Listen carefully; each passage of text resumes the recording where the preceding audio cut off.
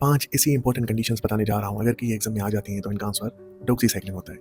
सबसे पहली कंडीशन है रॉकी माउंटेन स्पॉटेड फीवर। वैसे तो डॉक्सीसाइक्लिन प्रेगनेंसी और बच्चों में हम अवॉइड करते हैं, लेकिन ये ऐसी कंडीशन है रॉकी माउंटेन स्पॉटेड फीवर कि अगर पेशेंट प्रेग्नेंट हो या बच्चा हो, किसी भी एज का हो, हम मेडिसिन इसको डॉक्सीसाइक्लिन ही देते हैं।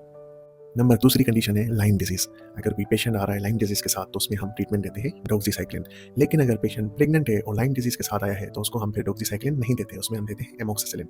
या अगर पेशेंट सीवियर कंडीशन में है तो उसमें हम देते हैं आईवी सेफ्राजोन। नंबर तीसरी कंडीशन है सेफिलिस। वैसे तो हम सेफिलिस में देते हैं पेनिसिलिन, लेकिन अगर पेशेंट को एलर्जी हो पेनिसिलिन से तो हम उसको फिर देते हैं डॉक्सीसाइक्लिन।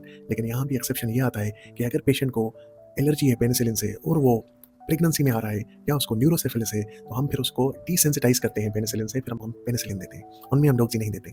नंबर फोर्थ कंडीशन है क्लेमाइडिया।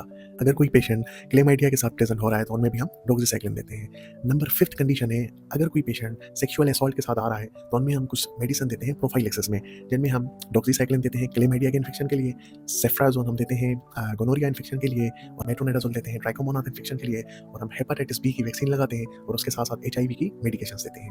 ये 5 ऐसी इंपॉर्टेंट कंडीशंस हैं जो कि एग्जाम में पूछी जाती हैं और एग्जाम के लिए बहुत इंपॉर्टेंट है, और इनका आंसर जो है वो डॉक्सीसाइक्लिन होता है। इनके अलावा कुछ और कंडीशंस भी हैं जिनमें हम डॉक्सीसाइक्लिन देते हैं, जिनमें जो है एनाप्लाज्मोसिस हो गया, ब्रूसेलोसिस हो गया, माइकोप्लाज्मा निमोनिया हो गया, या एर्लिकोसिस हो गया, या क्यू फीवर हो गया, इनमें भी हम डॉक्सीसाइक्लिन दे सकते हैं। लेकिन जो पहले मैंने 5 कंडीशंस बताई हैं वो बहुत ज़्यादा इंपॉर्टेंट है एग्जाम पॉइंट ऑफ व्यू से।